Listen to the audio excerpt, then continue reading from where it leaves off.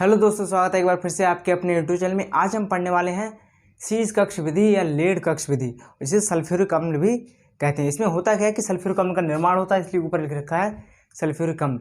नहीं, वैसे हम लोग आज पढ़ने वाले हैं शीश कक्ष या लेड कक्ष विधि। ये बहुत ही ज़्यादा इंपॉर्टेंट है हमारे बोर्ड की कंट्रीब्यूशन, क्योंकि ये आती है काफ़ी बार। ये मान लीजिए 90%, 95 या 90% पेपरों में फंस ही जाती है। तो चलिए आज की क्लास शुरू करते हैं। अगर आप हमारे चैनल पर नए हैं तो चैनल सब्सक्राइब कर लीजिए, क्योंकि इस तरह की वीडियो हम लाते रहते हैं। तो सबसे पहले हम पढ़ेंगे इसमें सिद्धांत क्या है इसका। तो सबसे पहले हम सिद्धांत पढ़ने वाले हैं।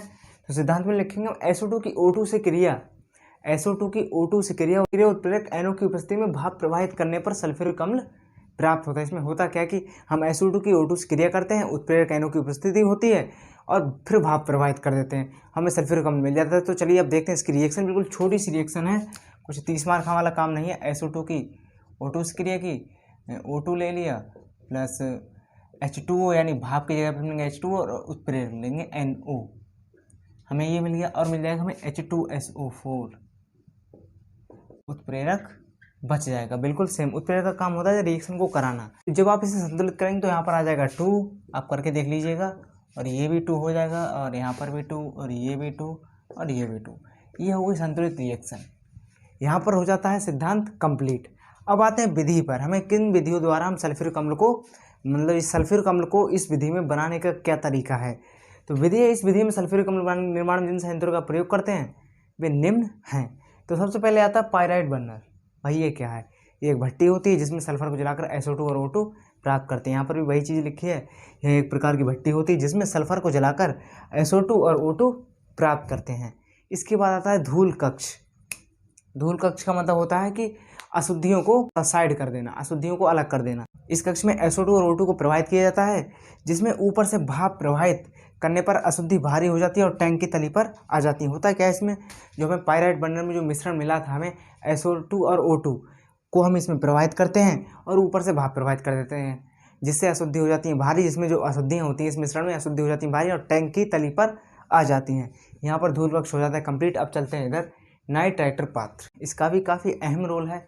धूल कक्ष से प्राप्त गैसीय मिश्रण को इस कक्ष में भेजा जाता है, जिसमें नाइट्रोजन के ऑक्साइड प्राप्त होते हैं। बिल्कुल छोटी सी लाइन है, धूल कक्ष से प्राप्त गैसीय मिश्रण को इस कक्ष में भेजा जाता है, जिससे नाइट्रोजन के ऑक्साइड प्राप्त होते हैं। यहाँ पर हो जाता है नाइट्राइटर पात्र कंप्लीट। अब आता है ग्लोबल टावर।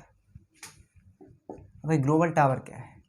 नाइट्राइटर पात्र, यानी हमें जो नाइट्राइटर पात्र था, नाइट्राइटर पात्र से प्राप्त गैसीय मिश्रण को इस कक्ष में भेजा जाता है। नाइट्राइटर पात्र से प्राप्त गैसीय मिश्रण को इस कक्ष में भेजा जाता है, जिसमें भाप प्रवाहित करने पर पूरा मिश्रण ठंडा और सांद्र हो जाता है। इसमें हम करते क्या है, भाप प्रवाहित करते हैं इसमें भी, जिससे पूरा मिश्रण ठंडा और सांद्र हो जाता है, क्योंकि इसमें ऊपर से सल्फ्यूरिक अम्ल टपकता रहता है, क्योंकि इसमें ऊपर से सल्फ्यूरिक अम्ल टपकता रहता है। ये रही लाइन। अब आते हैं शीश कक्ष या लेड कक्ष, मोस्ट इंपॉर्टेंट। ये हेडिंग मोस्ट इंपॉर्टेंट, मतलब पूरी जो विधि है इसी पे बेस है, शीश कक्ष या लेड कक्ष। आपसे यही पूछेगा, अगर लेड कक्ष भी पूछ ले तो बौरा नहीं बनना है, लिख के आनी, यही छाप के आनी है। तो अब नेक्स्ट है ग्लोबल टावर से प्राप्त गैसीय मिश्रण को, ग्लोबल टावर से प्राप्त गैसीय मिश्रण को इस कक्ष में भेजा जाता है, जिसकी संख्या 3 होती है। क्या होती है? जिसकी संख्या 3 होती है। इस कक्ष में नलियों द्वारा अम्ल जल टपकता रहता है, जिससे निम्न क्रिया होती है। होता क्या है इसमें, इस कक्ष में नलियों द्वारा, नलियाँ होती हैं उनके द्वारा जल टपकता रहता है, जिससे निम्न क्रिया होती है। अब क्रिया कौन सी होती है भाई?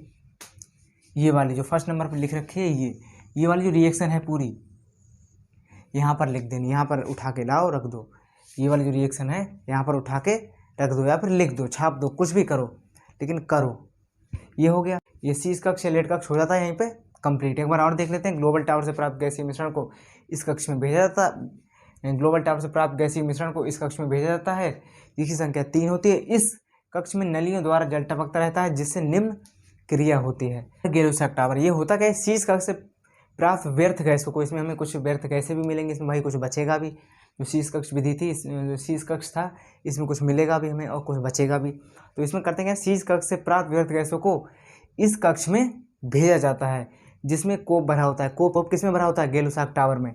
और ऊपर से सल्फ्यूरिक अम्ल टपकता रहता है, और ऊपर सल्फ्यूरिक अम्ल टपकता रहता है। जो यह सल्फ्यूरिक अम्ल होता है वो करता क्या है, नाइट्रोजन के ऑक्साइडों को अवशोषित कर देता है। यह नाइट्रोजन ऑक्साइड को अवशोषित कर देता है, जिससे नाइट्रेट सल्फ्यूरिक अम्ल प्राप्त होता है। जिससे होता क्या है, नाइट्रेट सल्फ्यूरिक अम्ल प्राप्त होता है तथा व्यर्थ गैसों को अलग कर दिया जाता है। इसमें और होता है तथा व्यर्थ गैसों को अलग कर दिया जाता है। यहाँ पर हो जाती है ये विधि कंप्लीट। एक बार और देख लेते हैं।